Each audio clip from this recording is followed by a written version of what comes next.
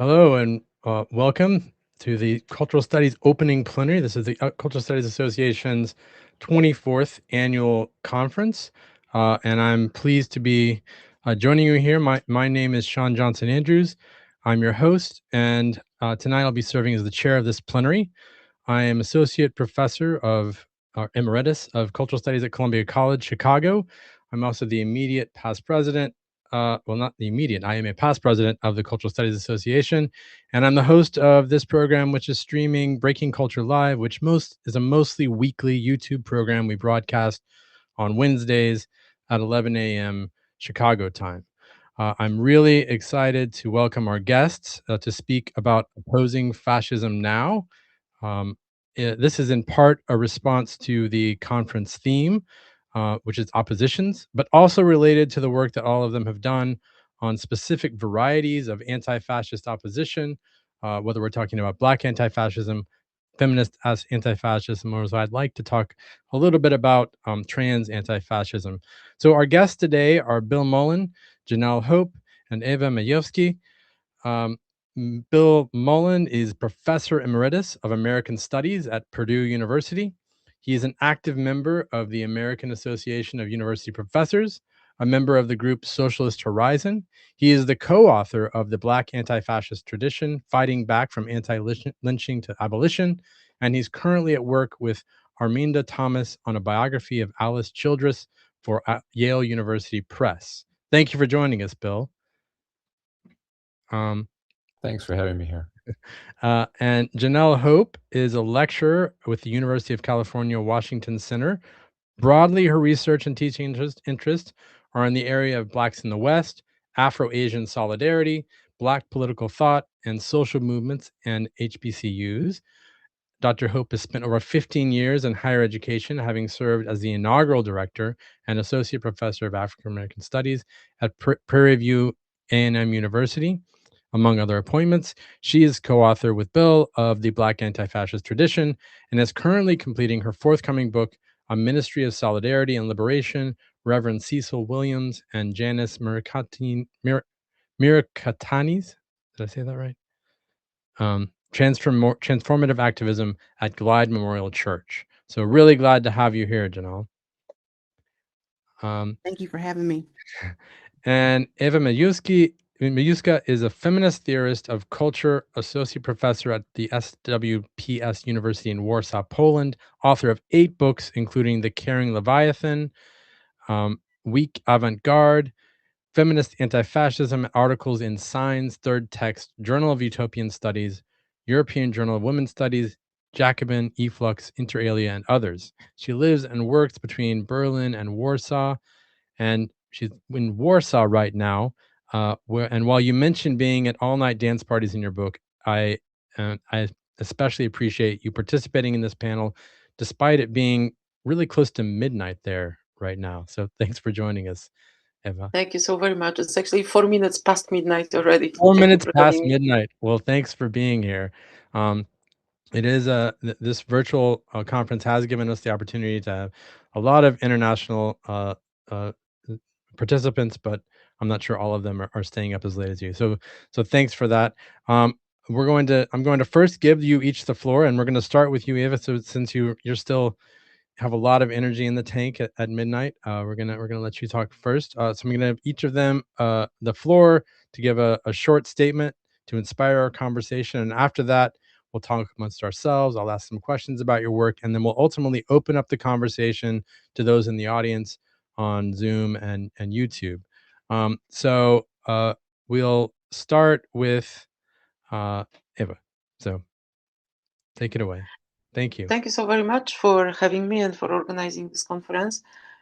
And I'm really hoping to share this feminist anti-fascism kind of vision and theoretical context. Obviously, I can't give a grand lecture, so please forgive me for kind of sketchiness and just throwing little pieces of concepts here and there. I hope to have the discussion.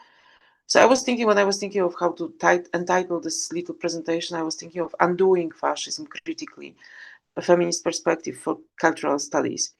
And I would start with the 2 concepts that I kind of developed in the last years. One of them would be the counterpublics of the common, and the other one is the weak resistance. So the basic inspiration for me was obviously Walter Benjamin and his concept of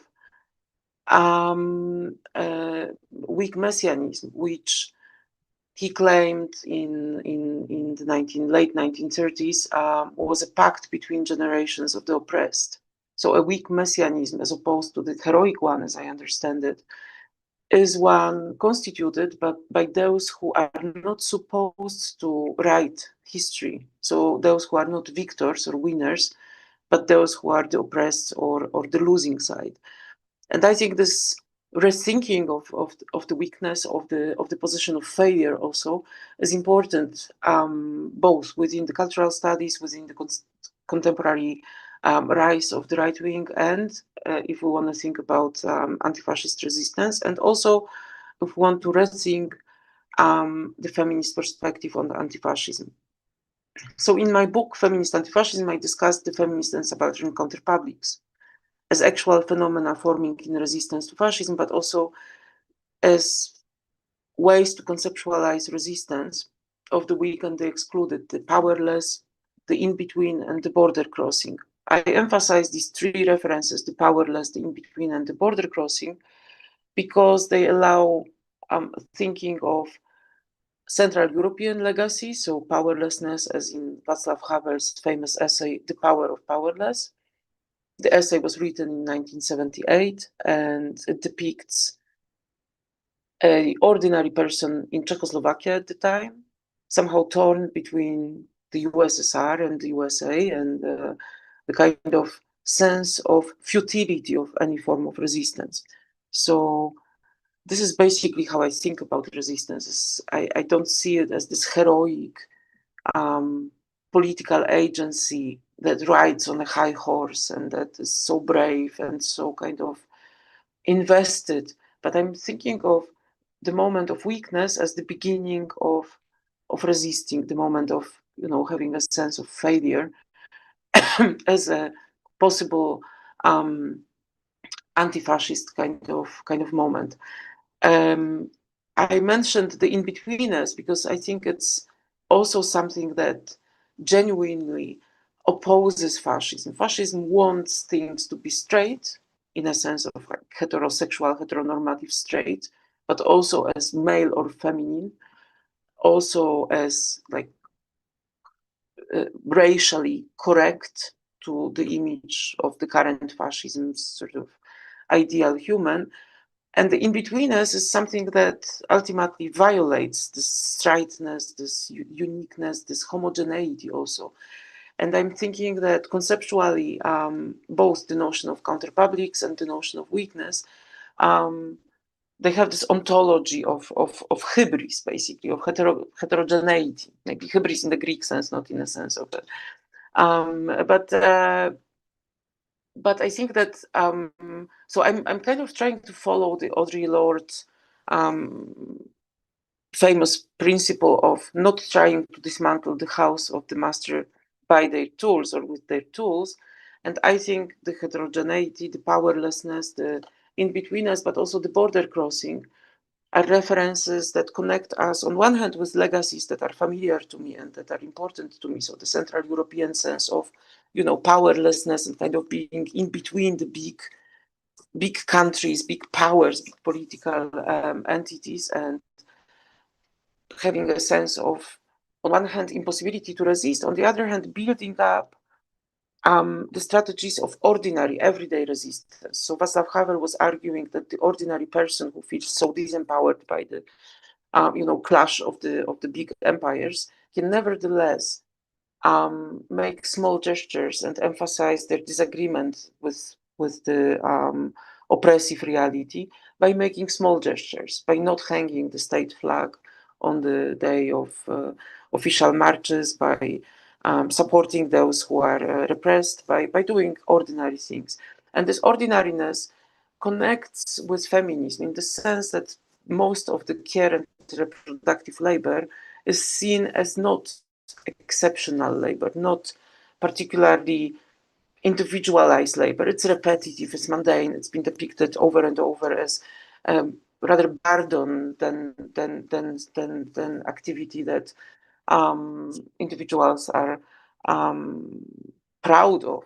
So in this ordinariness of caring, ordinariness of reproduction, ordinariness of sustaining the life lies a huge anti-fascist potential, but also it allows us to rethink our vision of political agency, which has been built in this ultimately heroic way, which I find somehow relating to fascism.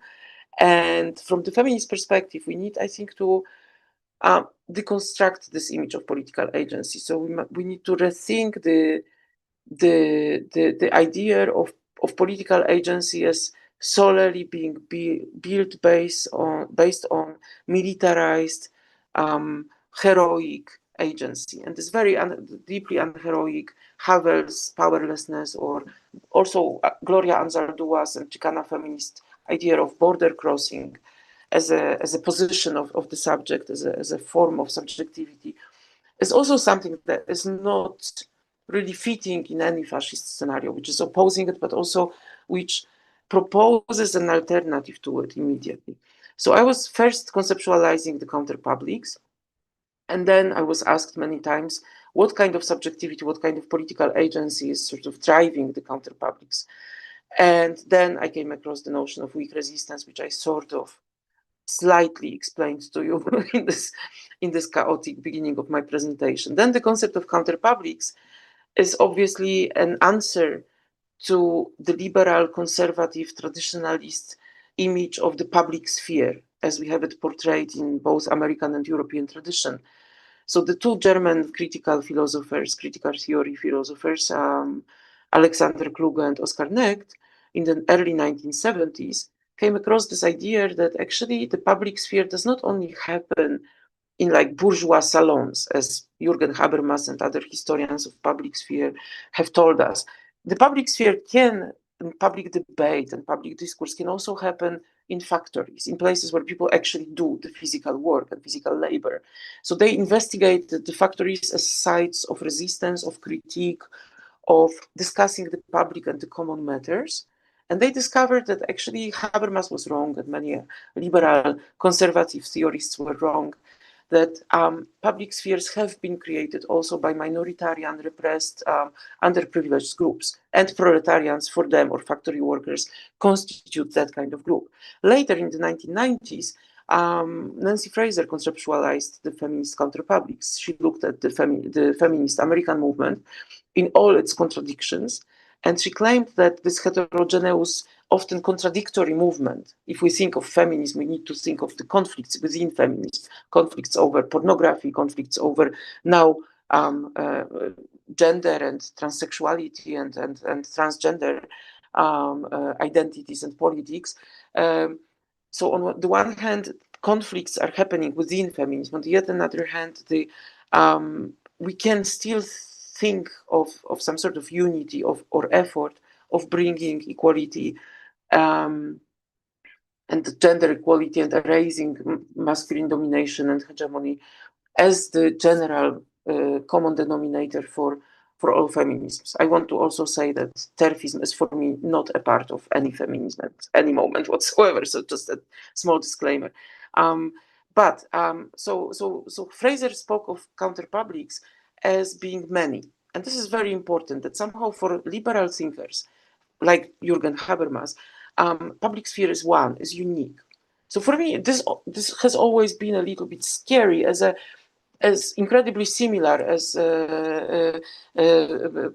incredibly similar to the fascist idea of one unique politics, one discourse. I don't know where Habermas took it from, but somehow he made the supposedly liberal discussion of public sphere into something that reminds fascism to me.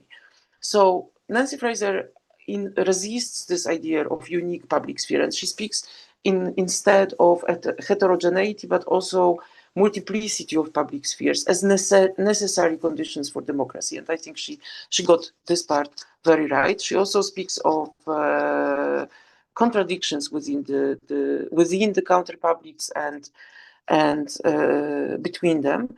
And she sees counterpublics as the strategies, as as the public spheres of the marginalized groups, which on one hand challenge the specific government, the specific political rule that is being applied, but on the somehow more general, higher level, also challenges the general values. So in the context of feminism, the general values would be patriarchy. It doesn't matter very much whether we have socialist, liberal, conservative government.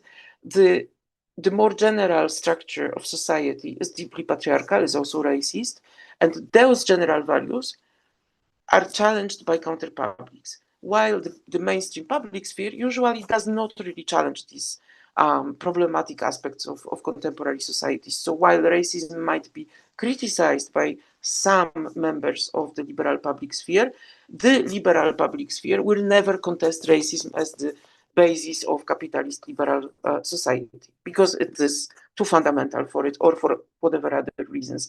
So counterpublics have the ability of having this twofold oppositionality to the values that are fundamental for the cultural system, and here we approach the cultural studies also as discipline, and the resistance to specific forms of politics.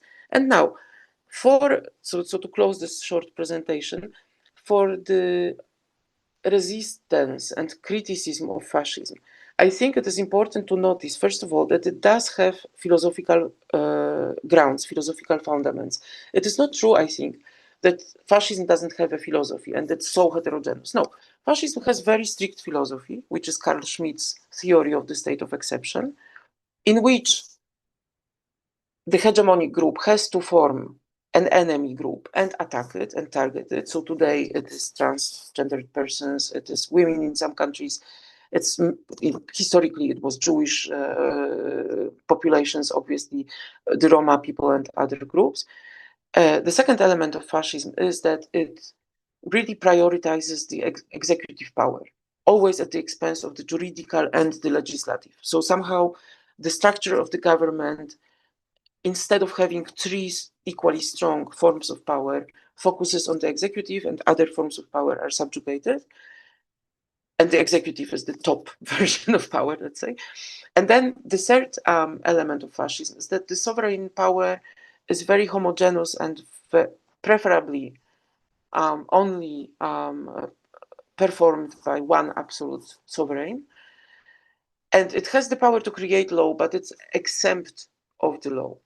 So we have those three elements, and wherever I think it's a very good diagnostic tool also, wherever the government becomes like this, we can speak of fascism. So I think it's an easy diagnostical tool, but also if we look at it from the feminist perspective, we see the tremendous patriarchalism of this concept.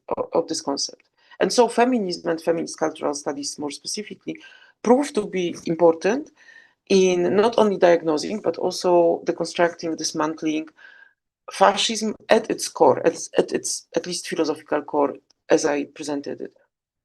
And the feminist counterpublics, the counterpublics more generally, as well as weak forms of resistance, which do not have to be micro scale, they can be large scale. So this is also perhaps interesting, that what sounds very minoritarian is actually depicting the strategies of survival, of resistance, of resilience of the 99%, not of the 1%. So those strategies, they need to be recuperated by academic thinking, by political thinking, by activism as well, and presented as maybe not instead of the older versions of political of conceptualizations of political agency and resistance, but as necessary, not even additions, as necessary partners in the struggle with the fascism. So I'm not talking by this feminist anti-fascism, I do not mean to throw away all the anti-fascist analysis traditions and present this feminist anti-fascism as everything that matters at the current moment. But I'm thinking that a sort of shifting of our imagination and sort of making the understanding of anti-fascism more heterogeneous is an absolute necessity, and feminism provides well-crafted tools for it. So I hope that this can be understood as a kick-off. Thank you very much for your attention, and I hope to discuss more with you in the presentations and in the discussion. Thank you so much. Thanks so much, Eva. So now we'll hear from Jeanelle and Bill, and I think they're going to have a tag team. Yes, thank you so much, Sean. Yeah, thank you. Thank you so much, Sean, and the organizers of the Cultural Studies Association for the invitation, and thank you to Iwa for helping to kick this plenary off.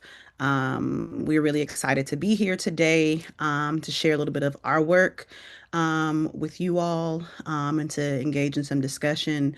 So Bill and I approach our discussions on fascism a bit differently, centering the Black experience as well, coming from a colonial and anti-colonial framework. So for both of us, prior to publishing the Black Antifascist Tradition with Haymarket in 2024, we were both thinking about fascism within our work. As someone who grew up in the San Francisco Bay Area and whose work has long sort of loomed about Black struggles, Black and Asian American struggles in the West, I had come into the encountered in the archives quite a few times the Black Panthers 1969 United Front Against Fascism conference and struggled really to figure out where to place this Black radical organization's engagement with fascism, right? Within a historiography that arguably for too long had not brought up how Black activists, political prisoners, and intellectuals had framed, thought about, and were regularly opposing fascism. And so that's part of where a lot of the work that Bill and I undertake in the book comes from. So the work in our book is really two-pronged. So we do a couple things, and I thank Ewa for helping establish, frameworks for us. We want to keep building on that. We take up the work of Albert Memmi, Amy Césaire, and that the argument of European fascism really is a root of the daily barbarisms practiced on Black life in the colonies. And so thus we identify the authoritarian, genocidal, exploitative, anti-democratic, and the overall bestial practices of colonialism as some of the earliest seeds of fascism. And so our book then argues that the Black experience has been one that has been animated by what we call anti-Black fascism. And overall, what we do within our work is we seek to reframe fascism from being endemic to 20th century Europe and a discussion of the sort of interwar period to having a more broader sort of genealogy that really undertakes fascism's colonial roots. And a major pillar within our work that we do is we build upon the work of legal scholars like John Whitman by interrogating U.S. slave codes, the Jim Crow laws, immigration laws, and look at how they really serve as an early blueprint for indeed the Nuremberg laws in Nazi Germany and the Italian race laws, right? So part of that work is to dispel the sort of notion that fascism happens in this sort of lightning striking a bottle, but really fascism has much earlier roots, and it's that indeed that the European fascists are indeed modeling themselves after earlier iterations of fascism that occur within the United States, primarily via these laws. Beyond the law, we also look across space and time and detail how the Black experience has been one that's shaped by deep-seated elements of fascism. And so in the book, we start to parse out what does fascism look like for Black people, and very much can be applied to people across the board. That is one where we identify this sort of dual application of the law, right? How the law is doled out, who gets held accountable for what, how the law is leveraged and used. We identify authoritarian and anti-democratic policies, systematic genocide and ethnic cleansing, militarism and state-sanctioned violence, and control of reproductive rights, or sort of a broader discussion on sort of the masculinist, hyper-masculinist sort of aspects of fascism that our previous speaker spoke about. And so the book then details how these various facets of fascism play out. But conversely, what our work really undertakes, and the goal of the work in trying to reach folks on the ground is figuring out the question that Sean, you all have posed today is like, all right, we know this is fascism. How do we oppose it? Right. So yes, we're examining the works of folks like W.E.B. Du Bois, Ida B. Wells, Harry Haywood, and folks who are naming, what fascism has looked like in the 1920s, in the 1930s, going back to Ida B. Wells, who talks about lynching as a type of fascism, comparing it to the treatment of European Jews. But it's also important for us within the work that we undertake to also name how folks like William Patterson, Robert F. Williams, Angela Davis, George Jackson, and countless others have engaged in an act of anti-fascism, right? That becomes that sort of Black anti-fascist tradition that our work lays out. And so indeed, to just sort of name some of that, Ida B. Wells, again, she would compare the epidemic of lynchings during and after the Reconstruction to the persecution of Russian Jews and describe this type of fascism as a concerted conspiracy. Harry Haywood would call the 1919 Chicago race riot a Holocaust. Du Bois would attest, quote, "It was not until later that I would realize colonialism in Great Britain and France that they had used was exactly the same object and methods of the fascists and the Nazis were trying to use." In Langston Hughes's poem, Beaumont to Detroit, 1943, he would decry, "You tell me Mussolini's got an evil heart. Well, it must have been Beaumont that he got his start. Because everything Hitler and Mussolini do, Negroes get the same treatment as you." In Bill's work on Thyra Edwards, he notes how Thyra Edwards would charge fascism degrades women.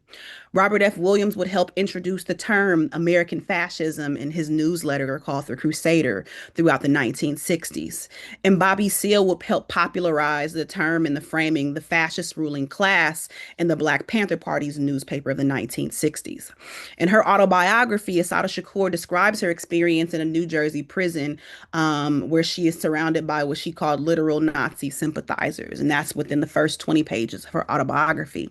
And George Jackson, he would very pointedly coin fascism corporativism, this distinctly noting the intersection of fascism and corporatism, a system that seems to very much be eerily playing out in our way, this sort of consolidation of corporations within government, authoritarian government.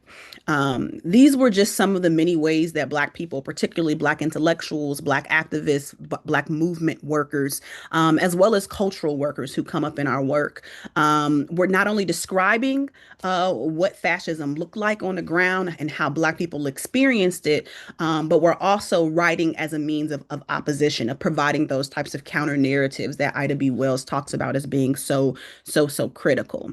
Moreover, what we also sketch out in this tradition is that they aren't just sharing these counter narratives like Ida B. Wells is, they also are sort of leaving this sort of instruction or guide in terms of how do you fight fascism when fascism is coming at you on all fronts, right? You have to have this sort of multi-pronged, multifaceted approach, right? Wells, who is a journalist traveling across the South, quite literally building a record, documenting lynchings that are just happening and going unnoticed in many cases, says those counter narratives are important. The press is important. People must know about this, right? During World War II, we see the Pittsburgh Courier. We see newspapers in Chicago similarly pick up these stories. We see artists like Langston Hughes and Paul Robeson and Gwendolyn Brooks and Ollie Harrington all using various forms of art and cultural production to be able to name the experience of fascism, both at a home and abroad. We then shift to sort of a legal framework. Give me one second. Both of y'all out. Very good job. Close the door. My children just got back from Taekwondo. It too is late here. William Patterson, thank you. William Patterson begins to leverage the law, right?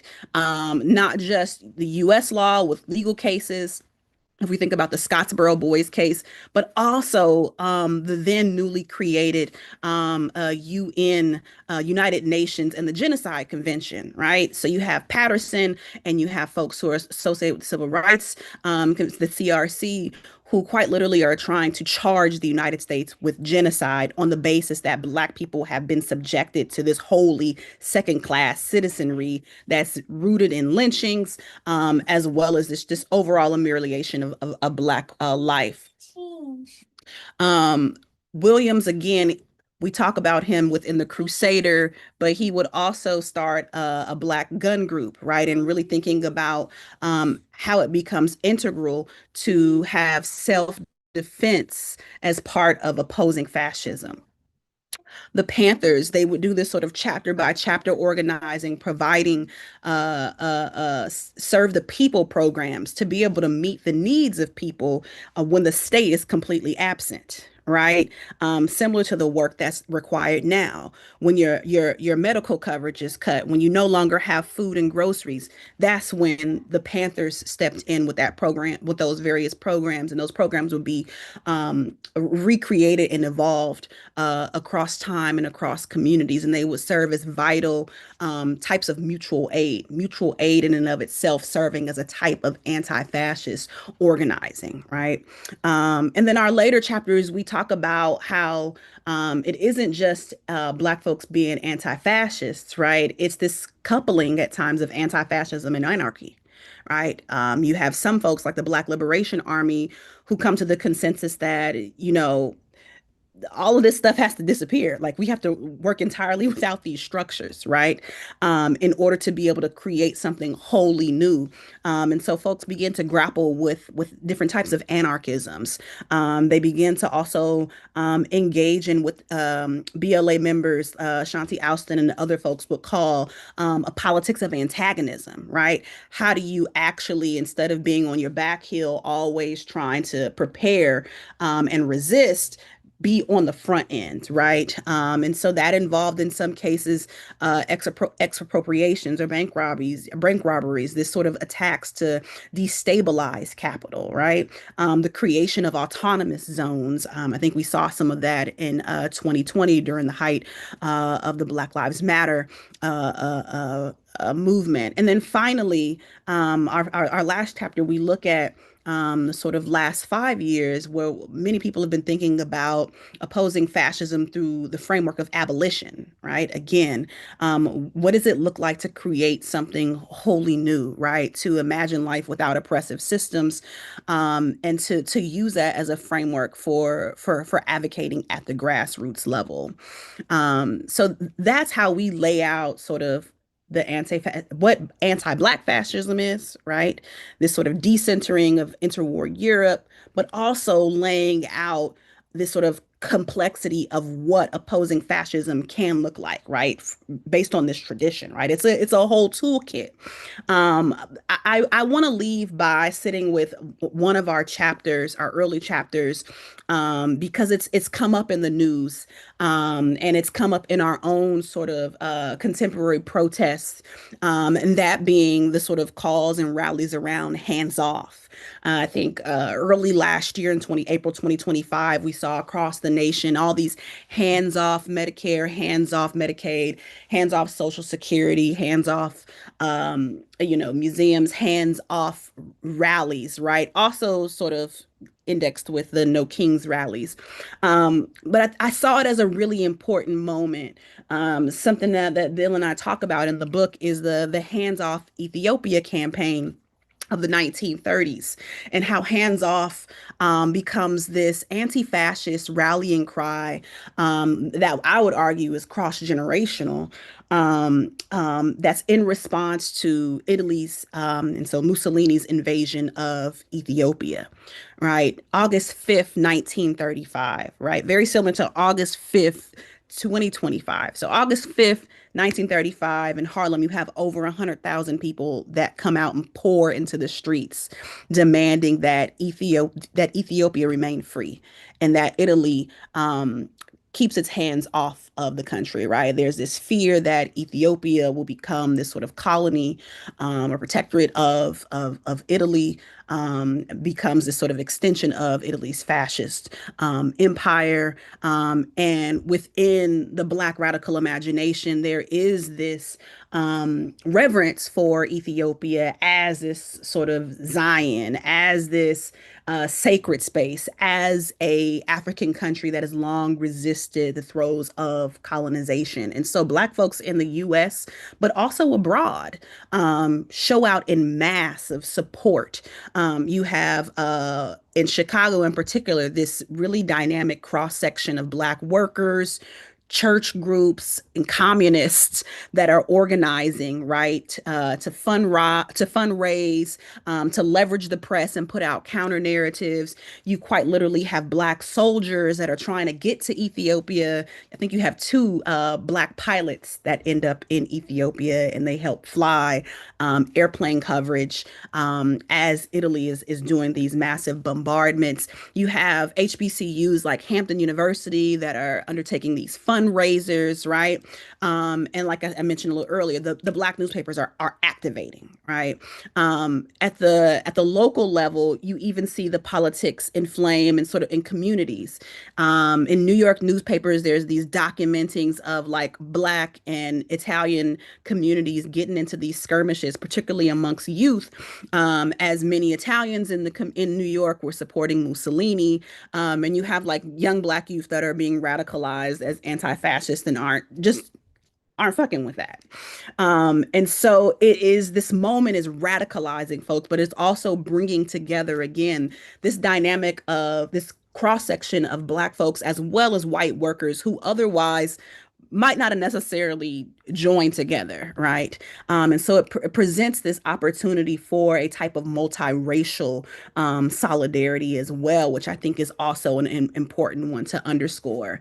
Another reason why Ethiopia has really, really, really been on my mind is because Ethiopia, within Italy's sort of fascist empire imaginary, sought for the space to also be an opportunity to build out what a modern fascist city would look like. And so you have Italian architects like Le Corbusier who go to Ethiopia when they no longer have the space to be able to redesign Rome or some of these older Italian cities. They're seeking to go to Ethiopia to implant their own vision of what modernity in a sort of fascist context look like, right? And so there's this exporting of a Western vision of how people should live that quite literally through space, through buildings, through land, stratifies those that are under the boot of fascism and the fascists themselves, right? And I think that really coincides with some of what we are seeing today in terms of how Washington, D.C., under this current administration, is being really ruptured to its core with some physical architecture projects and thinking about the creation of an arch, right? A very Western style of architecture that is meant to be a sort of gateway to empire. If we think about the reconstruction, even of the Kennedy Center, the sort of renaming of spaces, this type of grandiosity in buildings that we are seeing, much of that was also envisioned for Ethiopia. And so there's so many connections to, yes, that historical moment, but also today, right? But it isn't just in hands off of 2025, right? Of folks pouring out into the streets last year in response to Doge and all the other aspects, and it's not just hands off Ethiopia of the 1930s. We see in the 1980s, there's this resurgence in a discussion, 80s through the 2000s, of the discussion on Black political prisoners under the guise of Black August. And so we see the slogan, hands off Assata, right? And hands off political prisoners employed in this very anti-fascist way. We also see during the South African apartheid era, hands off South Africa, right? Being deployed on political posters, right? Being written into the literature, again, making those connections to an apartheid regime to politics of fascism, right? And then, of course, within the last 2 years, we've seen Hands Off Gaza, Hands Off Rafah. Again, connecting fascism to an overall colonial project. And so hands off doesn't just become this sort of cross-generational sort of anti-fascist rallying cry. Like, right, absolutely, it is that. But it also presents itself as this really generative framework for a multi-tethered approach to opposing fascism, a fascism that has long been rooted in colonialism, settler colonialism, and anti-Black fascism. And so I want to conclude and kind of hand things off to Bill. But as a last note, I would say, in thinking and just sort of thinking about the question, how do we oppose fascism? There is no one way to oppose fascism. One thing that our work makes legible is that anti-fascism requires a multitude of organizing and efforts on all fronts. And it's one that must be rooted and grounded in a practice of solidarity. Thank you. Thanks a lot. Well, I'll turn it over to you, Bill. Yeah, thanks for that. That was great. Yeah, that was great, Janelle. And Ewa, also, thank you both. Great framing. And thanks, Sean and the CSA for having us. It's great to be here. I'm going to be pretty brief, I think, because Janelle's covered, I think, so many of the crucial points of our book. And I know we want to get to conversation, but I'll just add 3 points. I think trying to continue the tie of our work to the contemporary moment. We make the argument that there is no fascism that is not also anti-Black. And we wanted to isolate anti-Blackness as a historical phenomenon and to demonstrate in a variety of ways how it's always played a role in the rise of fascism. And we thought this was important because it hadn't been done. We thought it was important because we understand racism as relational, that anti-Blackness and anti-Semitism and Islamophobia, for example, usually exist on a continuum, so that if we can understand anti-Blackness as part of fascism, it helps us understand other dimensions that have been pretty well established in the analysis of fascism, like the importance of anti-Semitism. And we ended up grounding this argument in kind of surprising ways. So, for example, we found out that about 3 weeks before the January 6th riot in 2021, the same set of thugs were marching around Washington attacking a Black church where Frederick Douglass had spoken in the 1860s and burned down a Black Lives Matter flag. And we thought this was really important because it meant that January 6th was an anti-Black event. It also helped to illuminate things we already knew about Trumpism. His first term had been basically an attack on Black life, the Blue Lives Matter movement, the attack on wokeness, the attack on critical race theory, things which have really just been ramped up in the second Trump iteration. And we thought putting anti-Blackness into January 6th was one way of stirring up, the understanding of what our moment was. The second thing we make the argument is that fascism is always a global movement. We're experiencing it now. We see this kind of dominoes of far-right states, Modi's India, Bolsonaro's Brazil, Trump in the US, Israel.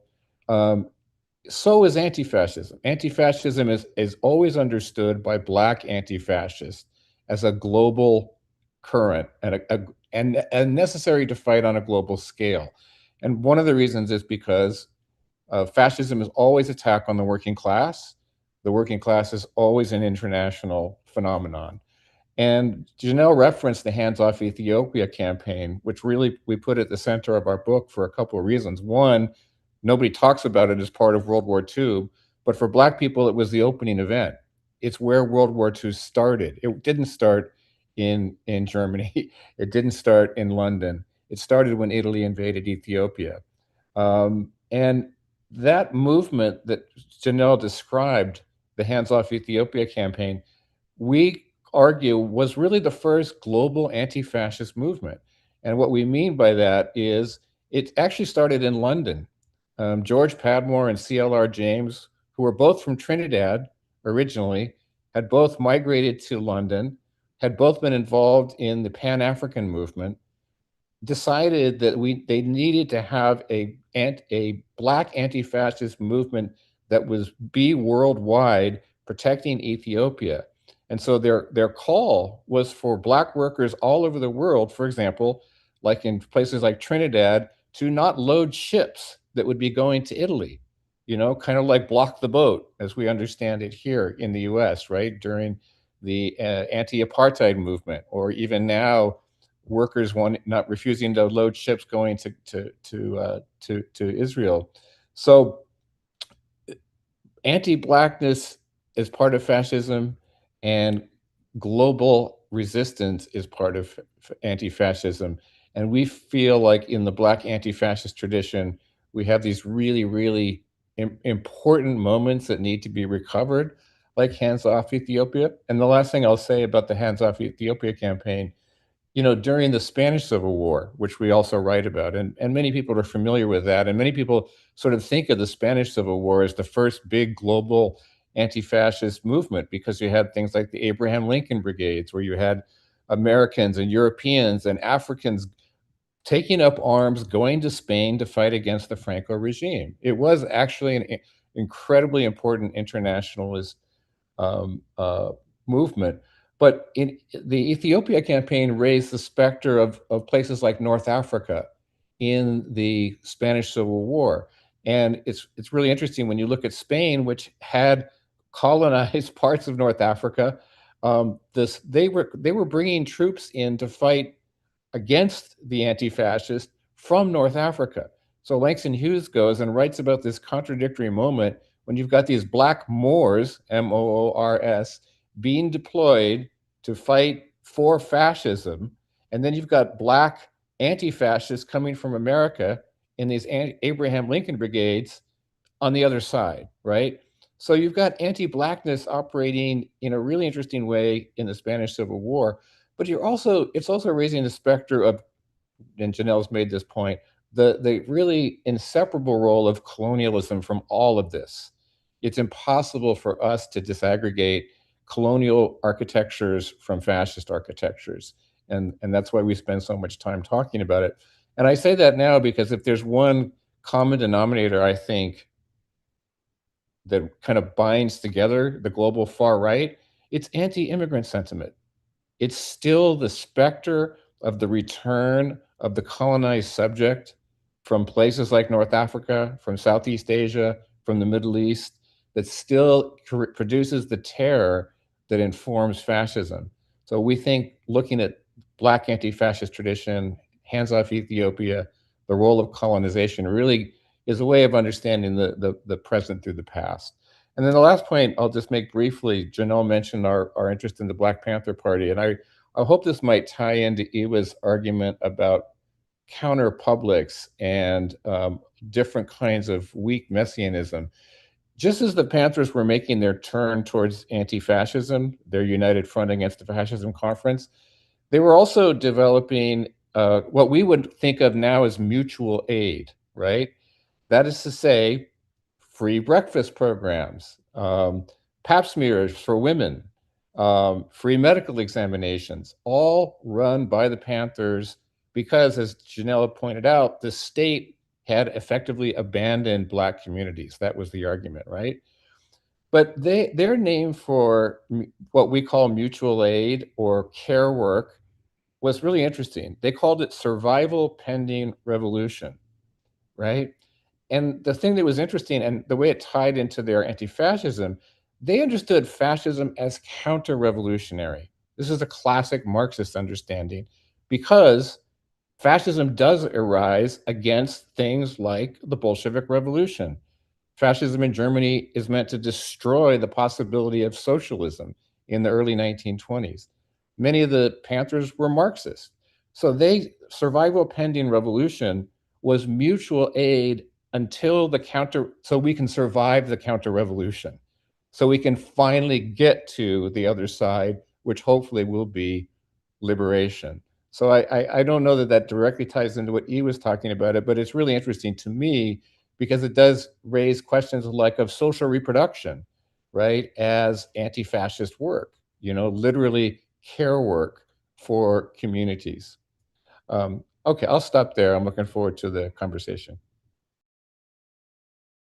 Well, given that Bill just sort of kind of gave you a question, Eva, maybe this would be a good time. I mean, what is your kind of thoughts on this? Is this an example of the kind of weak resistance, counter public, care work? Is what the Panthers are doing? Do you see this as in line with the kind of resistance you're posing?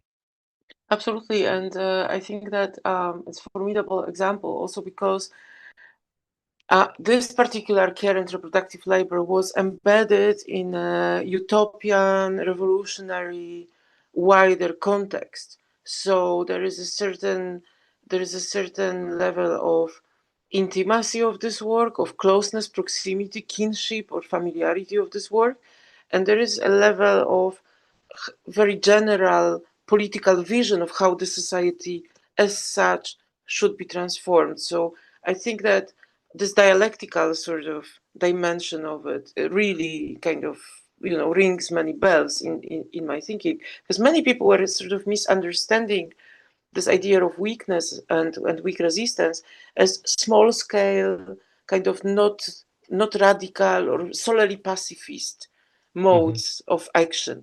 I don't think it needs to be that. I can very well imagine James Scott's, farmer, like Far Eastern Asian farmers' demonstrations as a form of weak resistance. They were pacifist, and James Scott's Weapons of the Weak, from 1995. This research into but I think that this radicalism of the Black Panthers, their internationalism, as you rightly pointed out, mixed with this mutual aid. Mutual aid is Kropotkin's idea, is an idea of politically understood everyday work, with ordinary activities and sharing, but with a wider understanding of. So absolutely, it's a great example, I think, of weak resistance, and also it's great because it gets us out of this micro scale and solely pacifism. And I need to say that also I was very happy to hear about some small criticism towards Israel that you have, because the current, I mean, in Europe and in Poland especially, we do stumble upon, on one hand, the never again sort of imperative that we grew up in. On the other hand, looking at the state of Israel today, there are so many thoughts that we have about how a state can be genocidal, fascist, and things like that. So thank you for mentioning it. And I needed to add this to my presentation because somehow I felt it was unnecessarily absent from it. Well, thanks. So I don't want to suggest that there's any sort of strong opposition between any of these positions, but as a sort of initial provocation, is there a tension between Eva's position that anti-fascism must be feminist, and that of Bill and Jeanelle, who are arguing for the primacy of a Black anti-fascist tradition? And given that all of you are also indirectly or maybe even directly arguing for a kind of anti-capitalist or Marxist or Black Marxist position, maybe that's also needs to be kind of in the mix. So I'm just curious about that level of analysis. I was thinking.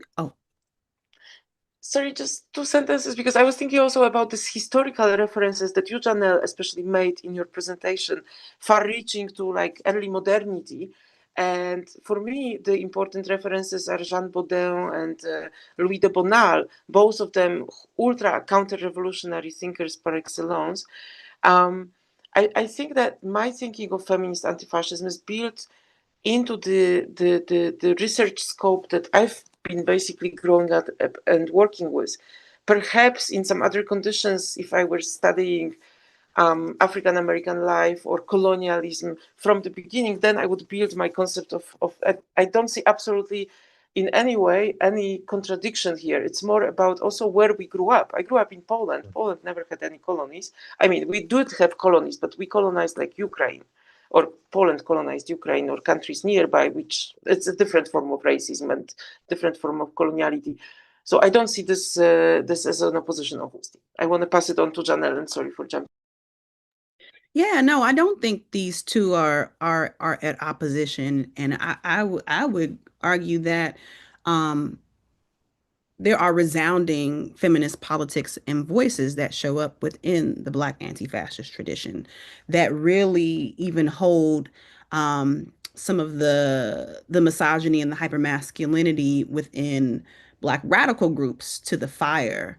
Um, First, we mentioned, early Thyra Edwards, who, is traveling to Europe, um, documenting what's happening on the ground in Spain and in Germany. And she's writing, fascism degrades women, right? She's seeing on the ground the treatment, specifically her as well as Salaria Key, the treatment of women, particularly Jewish women, right? And one of their last acts is, if I'm not mistaken, they fundraised to be able to build a house for Jewish children, right? Who are displaced, right? So they're part of their anti-fascist work is around this sort of work around care, right? Not to just say that motherhood and care is what solely makes up sort of these anti-fascist women's voices, but it's that understanding of fascism degrades women. It's about controlling of reproductive, bodies, reproducing bodies of reproduction. But moreover, without women, you don't have a fascist empire, right? Fascism is also a vision about what you feel a public should look like, right? Not wanting immigrants, wanting, a population that quite literally ascribes to a certain race and ethnic sort of breeding practice that is inherently rooted in very much a hyper masculine and misogynistic sort of politics that feminist anti-fascists have long described, right? I think another example to lift up, Bill, correct me, is it Roberta Alexander who gives that speech at the United Front Against Fascism conference? And it like sets the event ablaze because she's a woman who's a part of the Panthers, and she's calling out like these Panther men who are being like outright misogynist. This is around the time, Panther men are talking about, the only way women in the party can have any type of mobility is through pussy power, right? And she shuts that down, right? It's voices like hers, it's voices like Elaine Brown's, as well as who's in prison at this time. I think it's Kathleen Cleaver who's in prison, and they talk about like the rampant misogyny that's happening within the party and how that is very much also part of fascism, right? And they talk about like we have to get rid of this as well in order to address the fascism. And that comes up, right? That comes up in that setting. And so there have long been voices that have uplifted feminist politics, right? That have uplifted the experiences of women, a politics of care, right? Even the tactic of mutual aid in and of itself really comes out of sort of feminist discussions on what a politics of care could and should look like within movements, right? And so I would absolutely say no, feminist anti-fascism and Black anti-fascism are not in opposition to one another, but you can actually see pieces of them within each other. Well, I'm not entirely surprised by that connection there. But that makes total sense.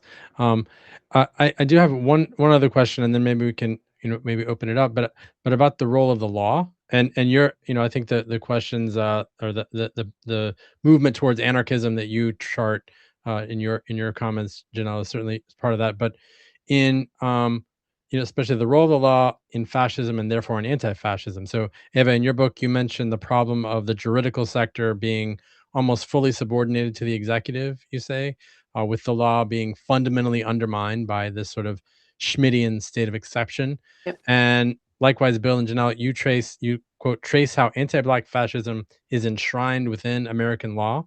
Its strength, you say, quote, lies within the law itself, which commands law enforcement, legislators, and everyday citizens across the political spectrum to uphold and maintain anti-Black systems from generation to generation. So I'm curious about how you see this in relation to the current resistance to the fascist regime in the U.S. And I mean, I apologize, and I'm sure you're paying some attention, Eva, but I am sort of in the U.S. context, but we definitely no longer have a functioning legislative branch, and the executive is attempting to rule in this sort of Schmittian fashion. So in our environment, the juridical seems to be one of the only places that we're having a stopgap. If we're talking about the state anyway, every day there's some sort of ruling of one sort or another restricting or facilitating the imposition of one executive or legislative action or another. So I'm wondering, like, is that attention to the juridical, is that an illusion? Is there some anti-fascist function of the law here? How can we kind of think about the juridical in this moment? I don't know. I think Bill, you wanted to speak, so maybe I'll leave it.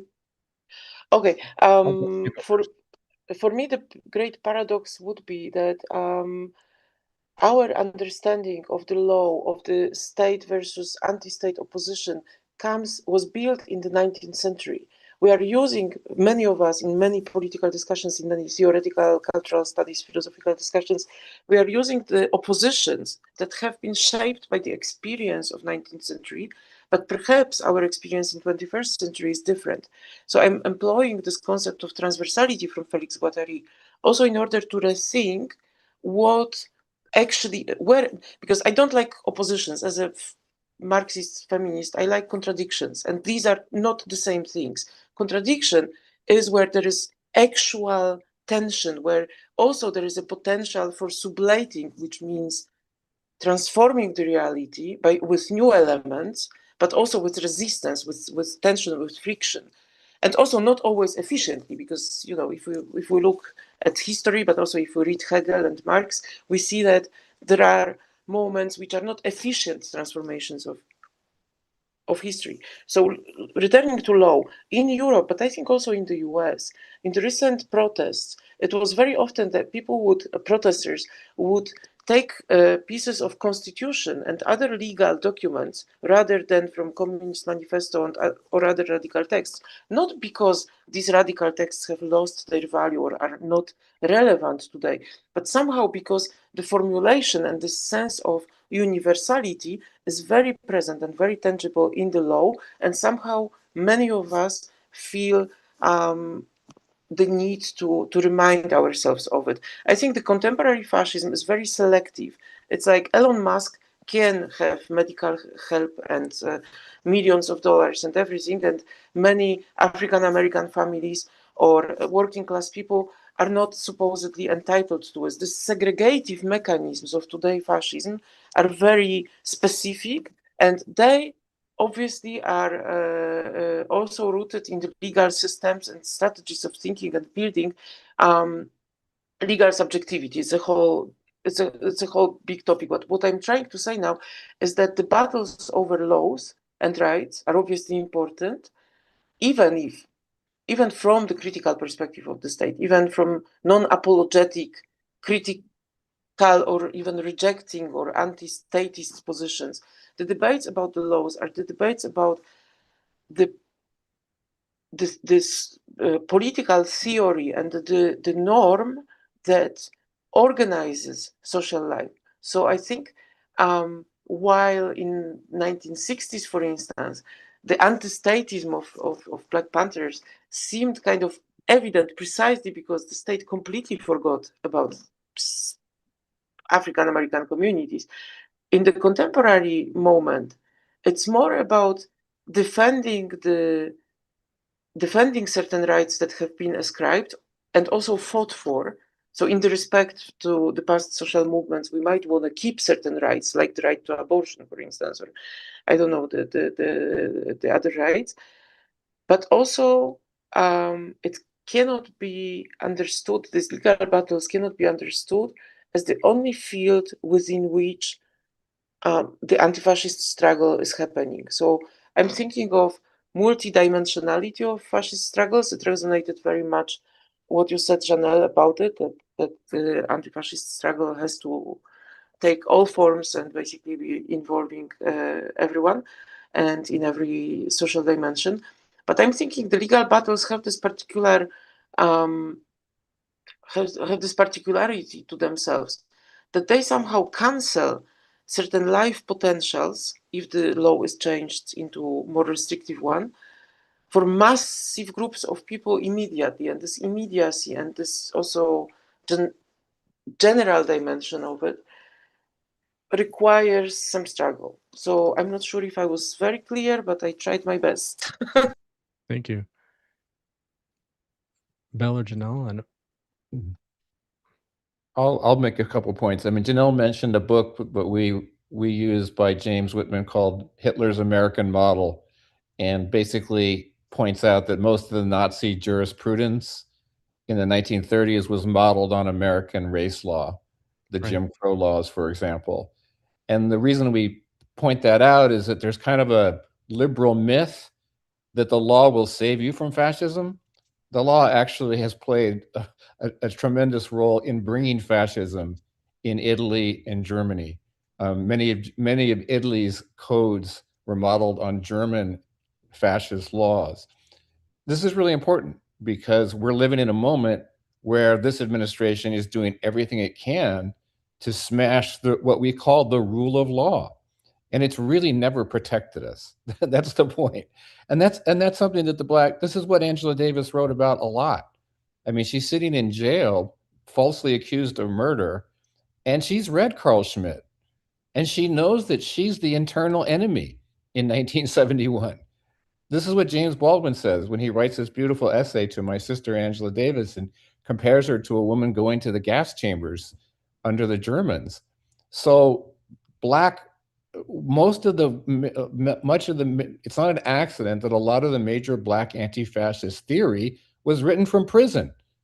George Jackson was like the American Gramsci in the late 1960s, theorizing fascism from his jail cell because they understood that that's where the contradictions of the law were lived.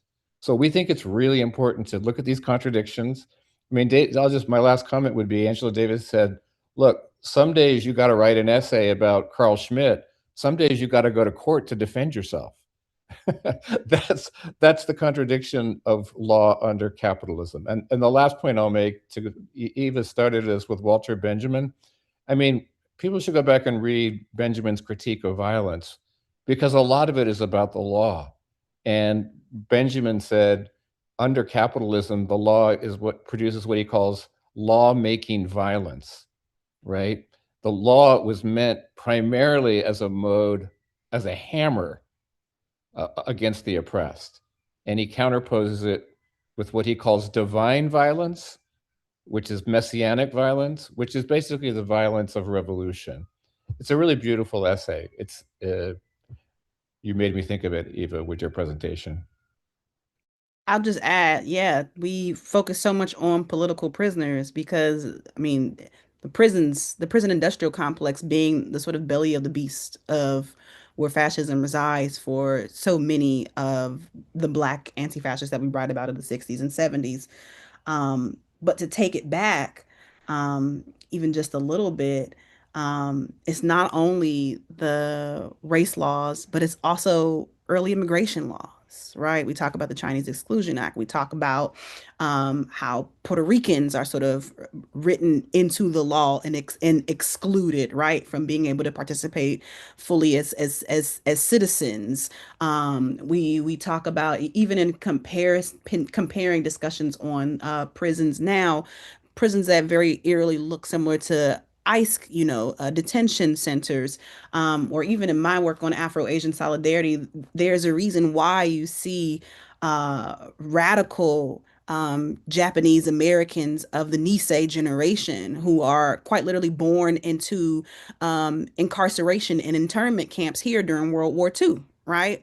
Um, as we were talking about fascism in Europe, there's fascism that's happening here that Japanese Americans are experiencing, right? In Arkansas, in Utah, and it's a very similar concentration camp like experience that also looks very similar to the prison, right? And all of this is facilitated via the law in and of itself.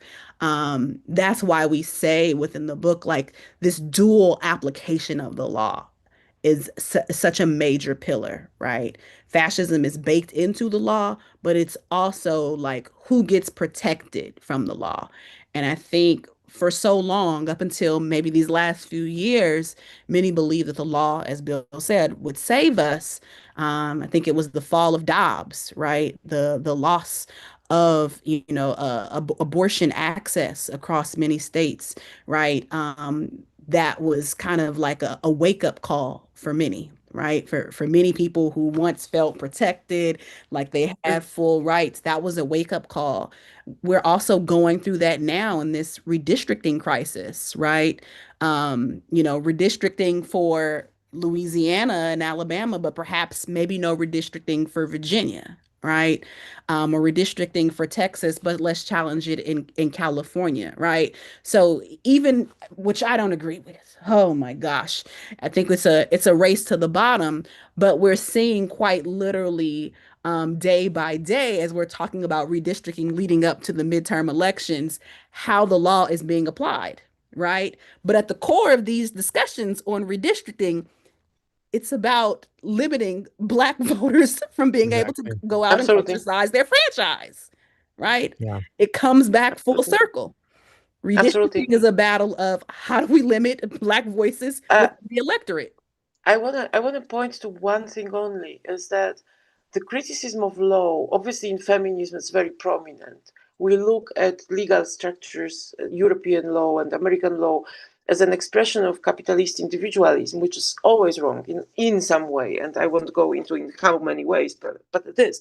However, so it's a separation of individual from the others, it's a wrong representational system, it's segregation, it's everything. However, our criticism of the legal measures and the legal abuses that happen currently.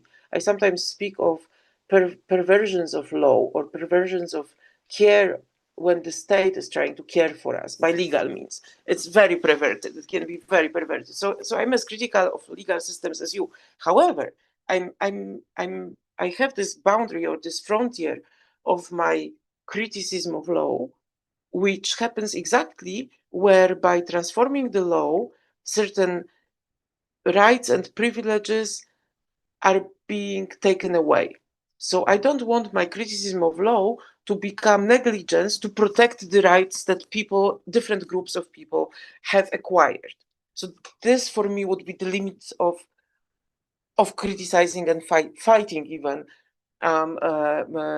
legal provisions. Yes, this moment when I don't know, when medical care system is being demolished and millions of people suddenly lose their ability of going to hospital, of being otherwise medically taken care of, is the moment when I don't want my critical perspective on law as form of governance to become an obstacle to protect the rights and possibilities that people have or people are losing in the moment of ultra conservative government. Also, I want to remind you, I grew up in communist Poland. Like Bolshevik revolution wasn't exactly the thing that happened on Polish territory, but already the Soviet Union had its implications in the country as I was growing up.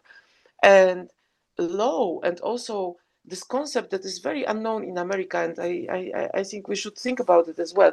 Public property, so not private property, not yet collective property, but public property understood as managed by the state, but where citizens and inhabitants have their say into how the institution is being governed. So this kind of the ultra-democratic institutionalism is a peculiar moment where legal thinking and practice, democracy, sharing, mutual aid come together. And I'm thinking of this kind of hybridic format as ways of avoiding those things that used to be contradictions but are now more oppositions, as I mentioned earlier. So, for instance, the state and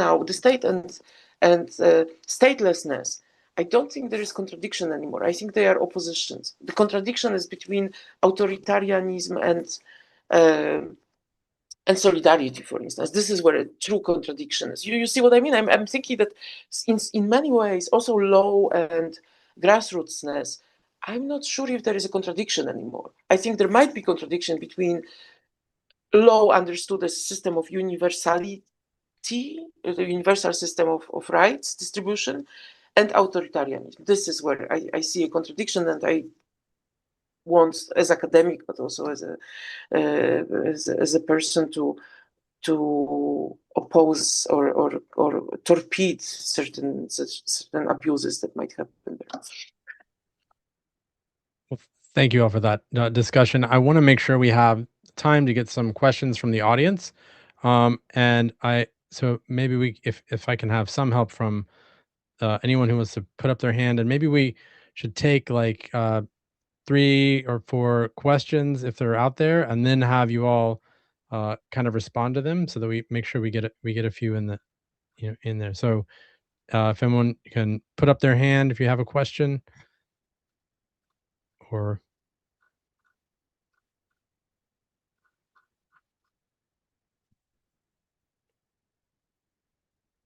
I'm not seeing any.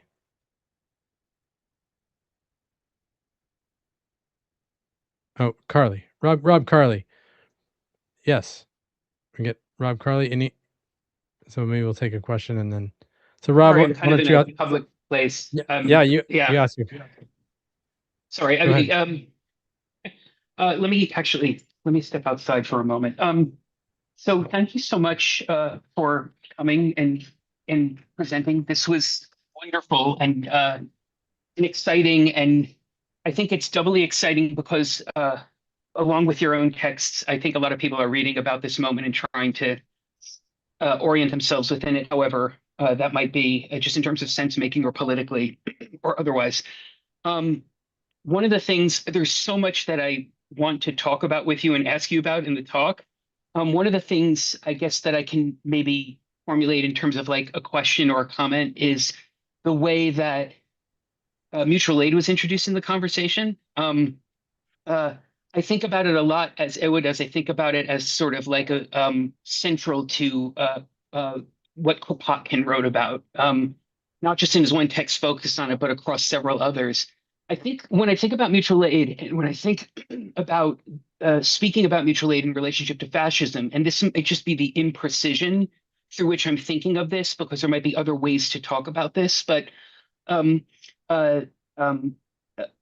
George Jackson was mentioned in relationship to Gramsci, and I was thinking quite a bit about how the efforts after the failure of the factory councils in Italy was really a unification of, at that time, the organization of the Communist Party and anti-fascist movements, which relied heavily on trying to build ties to the Southern peasantry through many intermediaries. A lot of this had to do with competing with the Catholic sort of stranglehold through on the southern part of Italy. And what they offered was established institutions of mutual aid, so rural credit firms. There was a sort of a land tenure mechanism put into place for people who were productive on the land. There were a series of things that were meant to, quote unquote, empower rural Southern Italians. So there was an attempt by different international groups in the Communist Party to try to counter that, but it was late in coming, and it's a very difficult thing to build. I think the reason I'm saying this, I'm sort of raising the question of mutual aid being sort of like polyvocal or kind of complex. It's the idea of sort of offering something practicable at the same time that you're sort of offering opposition, right? There's sort of a dialectical element to it, which is that we're beginning to offer the roots of something as an alternative to civil society within the framework of capitalism. And I was wondering if there was a way to think about mutual aid more broadly. in many cases as articulated through more things and more sort of instances where it appears, not just in anti-fascist struggles. But that was sort of my comment and question. Thanks again so much. Yeah, Thanks, Rob. I think we have a tendency to talk about like mutual aid as like reactionary, right? Reacting to the absence of the state, feeding people, Panthers giving out, what were they doing? Sickle cell anemia testing was like huge in Oakland because so many Black folks were just coming down with sickle cell. And Bobby Seale said, we have to do something. We have to start testing Black folks, right? So oftentimes it comes across as reactionary, right? Survival pending revolution. But one conversation that I always like to have with folks when I talk about mutual aid is that mutual aid is also like a gateway to radicalizing people, right? Oftentimes, when you're engaging in the act of like forming networks of mutual aid, it's in crisis. People have their last apple, people have their last dollar. People are in prison, right? You're forming, prison bail funds. And so they also serve as these really critical moments to be able to do solidarity work, right? That tends to also be multiracial, right? In and of itself, oftentimes cross-generational. You meet young people, you meet old people who need food, you meet young people, you meet old people who need health care. And so mutual aid becomes this sort of tool for also like organizing, right? And so you have to also figure out, okay, how do we set up a network of support and care through mutual aid work that also can serve as a tool for radicalizing people, right? Because oftentimes those folks who are coming to you or are coming to this network, right, are best primed because they have the lived experience of being under the boot of fascism or experiencing the absence of the state, right? So how do you use those mutual aid networks to also integrate political education and to also integrate organizing, right? And build solidarity and build a movement from mutual aid.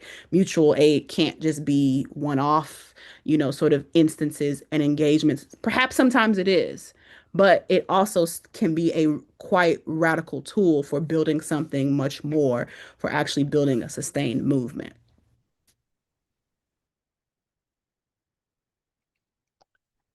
I don't know if there's other comments or other questions. I'll just. I could Yeah. add quickly to that the experience of Poland right after the Second World War, which, by the way, according to my historical book, started in the city where I was born, in Gdańsk, in Poland. But obviously, there are so many beginnings of the Second World War, so it's like I'm just showing, how differently we view the beginnings of such events as the Second World War, depending on where we live, where we are also. So it's a politics of location very strongly. So I'm thinking of Poland in the 1940s, decimated by like cities destroyed in 75% and poverty, massive hunger, and communism entering Poland as under the guidance of the Red Army and the Soviet republics. And so in this moment, mutual aid was a necessity, basically. It was, so some communists, some socialists would be inspired by this anti-authoritarian, anti-statist versions of socialism, like Kropotkin, in order to build co-ops, cooperatives, basically based on the fact that nobody had enough, even nobody had barely anything.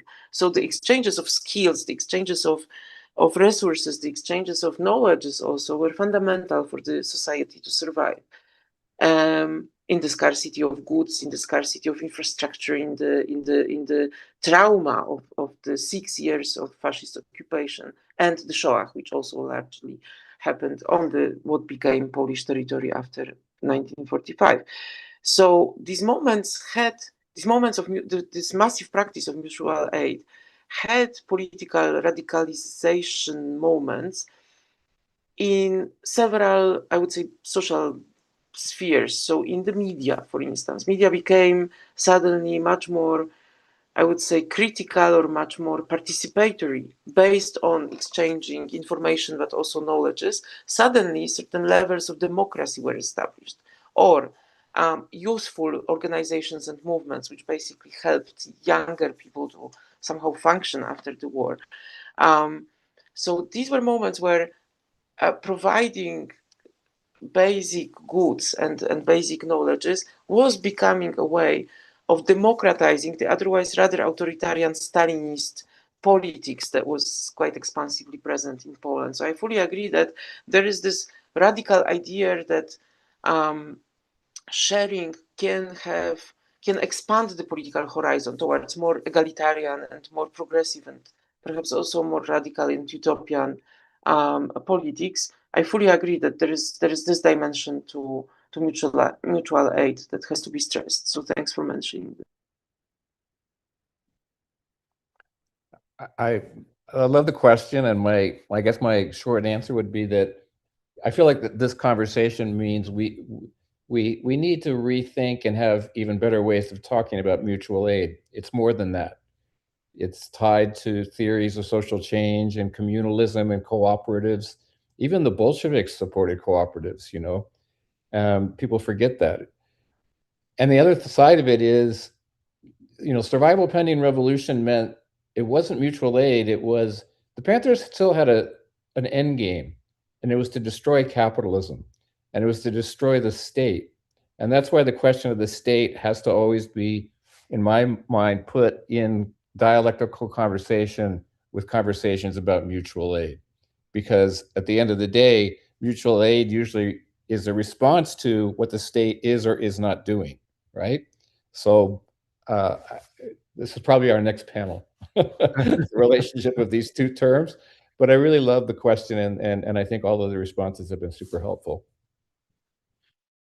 Well, and it sort of reminds me, the common serves as an important touchstone for each of your works, right? So, Bill and Janelle, you begin your text with an Afrofuturist liberation via Octavia Butler's Earthsea, right? As this is the sort of common, and Eva, you talk about the common and resistance to a primitive accumulation, which serves as an important foundation for the framework. But I think it's important to pose it as a common for what or toward what. And I think this sort of was it solidarity in. Remind me, Bill. I should. You said it 3 times, so I should. Solidarity. Survival pending revolution.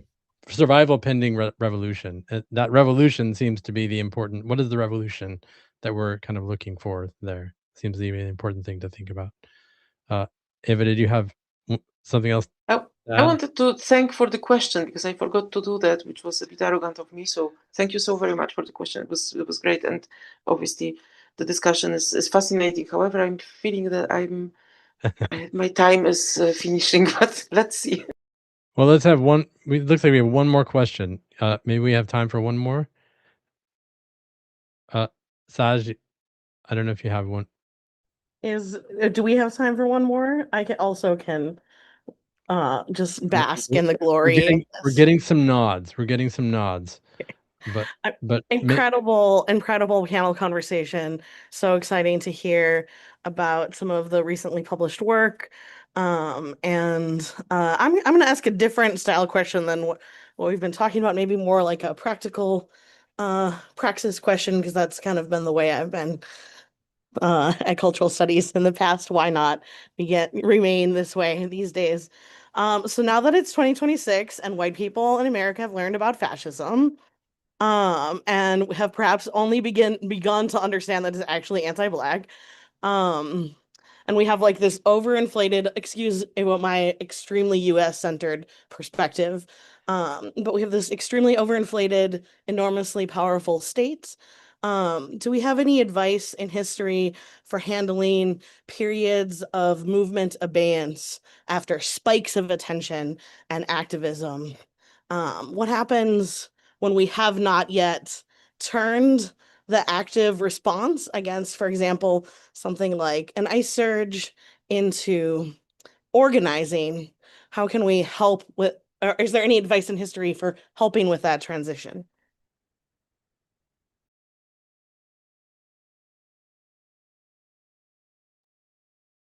And that's just an awesome question. I mean, I thought Minneapolis was going to change everything, and maybe we all did. You know, I thought after January 23rd that we were going to have days like this all across the United States. We were going to have a general strike. The aspiration was real, and maybe we could make it happen. And it didn't. It hasn't happened. I think for me, as somebody who's probably like you, invested in this long term, it's trying to learn from every minute of the past and the present as to what our next step needs to be. And I think I'm still thinking about what happened on January 23rd in Minneapolis with 100,000 people in sub-zero weather who came out to basically oppose the state with the threat of murder hanging over their heads. That kind of courage and political momentum is really hard to capture. I went up to Minneapolis afterwards for 3 weeks later. They had a workers' assembly. There were 500 people who thought that the revolution was coming around the corner. And I think we have to be patient, and we have to love each other and trust each other. And we have to really look at these moments like that upsurge, like the George Floyd rebellion, which I think was like part one of Minneapolis of this year, and put these together. We have to have a general strike and a mass movement for civil rights, and we have to have a strong anti-capitalist edge to our politics, and we have to be relentless. But I don't have the answer. I just think that this 2-hour conversation has been full of reminders that that's what we have to keep trying to do. I would add to Bill's comments that part of why that momentum was lost after January is a reminder of the importance for many of us to become anti-colonialists, because what we saw was a pivot to U.S. colonial projects, pivot to Venezuela, and a pivot to Iran, where the same, again, type of bestiality is now being practiced and exported elsewhere. And our mind and our attention is now off of the domestic issues, even though those domestic issues are still there and are now, it's even worse because it's being exported, right? What is it? That imperial boomerang of sorts, right? Yes. And so, like, again, just to bring us back to the colonial and the imperial piece is right. I think just that shift that is, and fascism is going to constantly shift the battlefront, right? Between the domestic and the international. And so anti-fascism really truly does require us to be invested in the futures and the liberation of people beyond just the home front, right? What happens abroad is also going to come back and roost at home. So I'll leave that there. So I'm going to add to what was said until now, which I find incredibly important. But I think what actually might not just be super needed, important, and efficient, but also something that would really irritate, especially the American fascists, who, it seems to me, are very neoliberal in the sense of working through those hypes, those sudden, desires and drives that are so immediate, the immediate efficiency, the immediate productivity, immediate canceling of this or that university or program or entire group of society. So I think what would be the most irritating for these people, but also most efficient, would probably be solid organizing. And I think in many movements that we have mentioned here, that was central. And I believe that people who, for instance, systematically and efficiently oppose today's racist immigration services rates in the US, or people who oppose anti-trans politics in the UK, or people who oppose the homophobic and anti-women policies in Poland still applied, even if we have technically liberal government, spend a lot of time and a lot of energy on this very ordinary, very everyday, and very weak, we could think, activity, which consists in coordinating, organizing, doing cultural, intergendered, interspecies translations, and all this kind of work that provides for the consistency and not only resistance, but also resilience, and also which allows creating an alternative life to the fascist life. So in this sense, I want to join Jeanelle in emphasizing the necessity of thinking not only in reactionary terms, but also of anti-fascism as something that builds its own form of life, which isn't merely a response to fascism, but which has elements of its own originality, let's say. And I think organizing, solid organizing, long-term thinking, but thinking not only in terms of like those big events which suddenly shine our horizon, but also thinking of politics as something that is very mundane, perhaps ordinary, perhaps even boring, but forms our ties with each other, allows the solidarity to actually happen. Because very often it's not just one-day manifestation that makes political change. It's very often years of struggle to change an oppressive system or to build an alternative. I see some questions, so I'll just shut up, but thank you so much. Well, I actually want to respect your time, Eva, and we said 6:30, and so I don't want us to keep you up much later. So I really appreciate all of these, this entire discussion, and yeah, thank you for being here. And like I said, this will be available on, it's been recorded, so you can share it. So thank you so much for joining us. Thanks for being here, and please definitely join us again tomorrow night, Friday, May 29th. We'll have the lateral plenary. It'll be there's another link in the program, and it'll also be streaming here if you watched it on the YouTube channel. So thanks again for joining us. Again, I'm Sean Johnson Andrews. Please check out all of the rest of the plenaries. So thanks for being here. I'm going to